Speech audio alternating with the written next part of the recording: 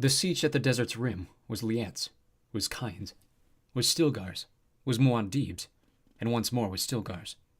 The Naibs one by one sleep in the sand, but the siege endures. From a Fremen song. Aaliyah felt her heart pounding as she walked away from the twins.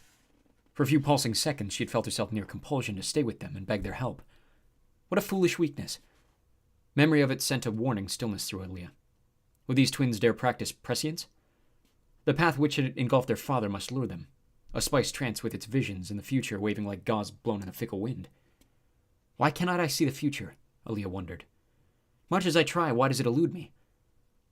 The twins must be made to try, she told herself. They could be lured into it. They had the curiosity of children, and it was linked to memories which traversed millennia. Just as I have, Aaliyah thought. Her guards opened the moisture seals at the state entrance of the siege, stood aside as she emerged onto the landing lip, where the ornithopters waited. There was a wind from the desert blowing dust across the sky, but the day was bright. Emerging from the glow globes of the siege into the daylight sent her thoughts outward. Why was the Lady Jessica returning at this moment? Had stories been carried to Caladan? Stories of how the Regency was? We must hurry, my lady, one of her guards said, raising his voice above the wind sounds. Aaliyah allowed herself to be helped into her ornithopter and secured the safety harness, but her thoughts went leaping ahead. Why now? As the ornithopter's wings dipped and the craft went skidding into the air, she felt the pomp and power of her position as physical things. But they were fragile. Oh, how fragile. Why now when her plans were not completed? The dust mist drifted, lifting, and she could see the bright sunlight upon the changing landscape of the planet. Broad reaches of green vegetation where parched earth had once dominated. Without a vision of the future, I could fail. Oh, what magic I could perform if only I could see as Paul saw. Not for me the bitterness which prescient visions bought. A tormenting hunger shuddered through her as she wished she could put aside the power. Oh, to be as others were. Blind in that safest of all blindnesses, living only the hypnotial half-life into which birth shock precipitated most humans. But no. She had been born in Atreides, a victim of that eons-deep awareness inflicted by her mother's spice addiction. Why does my mother return today? Gurney Halleck would be with her, ever the devoted servant, the hired killer of ugly Mian. Loyal and straightforward, a musician who played murder with a slip-tip, or entertained with equal ease upon his 9-string baliset. Some said he'd become her mother's lover. That would be a thing to ferret out. It might prove a most valuable leverage. The wish to be as others were left her. Leto must be lured into the spice trance. She recalled asking the boy how he would deal with Gurney Halleck, and Leto, sensing undercurrents in her question, said Halleck was loyal to a fault, adding, "He adored my father." She'd noted the small hesitation. Leto had almost said me instead of my father. Yes, it was hard at times to separate the genetic memory from the cord of living flesh. Gurney Halleck would not make that separation easier for Leto. A harsh smile touched Aaliyah's lips. Gurney had chosen to return to Caladan with the Lady Jessica after Paul's death. His return would tangle many things. Coming back to Arrakis, he would add his own complexities to the existing lines. He had served Paul's father, and thus the succession went. Leto 1 to Paul to Leto 2.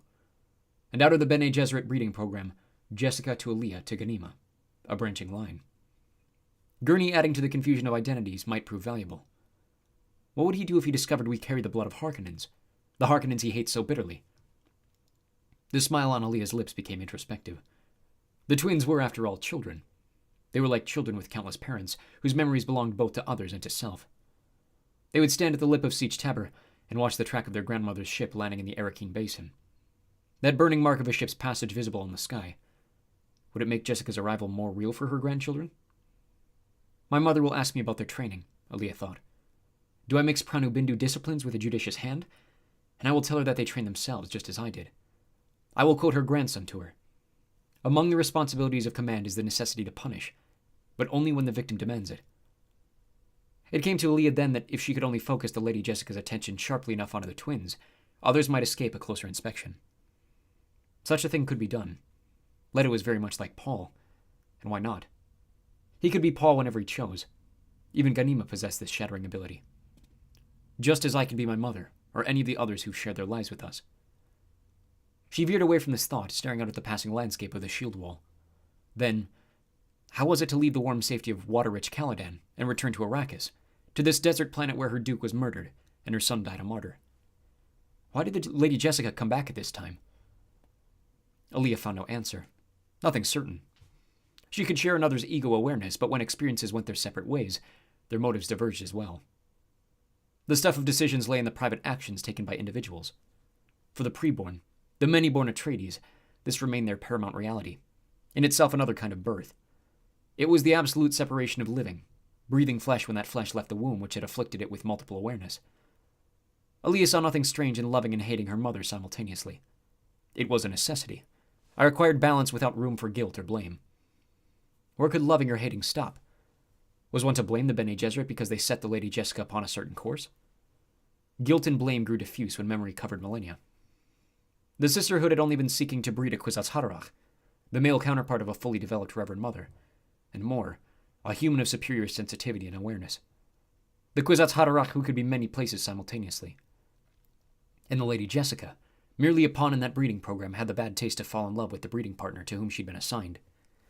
Responsive to her beloved Duke's wishes, she'd produced a son instead of the daughter which the sisterhood had commanded after the firstborn, leaving me to be born after she became addicted to the spice. And now they don't want me. Now they fear me. With good reason.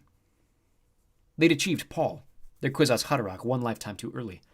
A minor miscalculation in a plan that extended. And now they had another problem. The abomination who carried the precious genes they'd sought for so many generations. Aaliyah felt a shadow pass across her, glanced upward. Her escort was assuming the high guard position preparatory to landing. She shook her head in wonderment at her wandering thoughts. What good was served by calling up old lifetimes and rubbing their mistakes together? This was a new lifetime. Duncan Idaho had put his mentat awareness to the question of why Jessica returned at this time, evaluating the problem in the human-computer fashion which was his gift. He said she returned to take over the twins for the sisterhood. The twins, too, carried those precious genes. Duncan could well be right. That might be enough to take the Lady Jessica out of her self-imposed seclusion on Caladan. If the sisterhood commanded, well, why else would she come back to the scenes of so much that must be shatteringly painful to her? We shall see, Aaliyah muttered. She felt the ornithopter touch down on the roof of her keep, a positive and jarring punctuation which filled her with grim anticipation.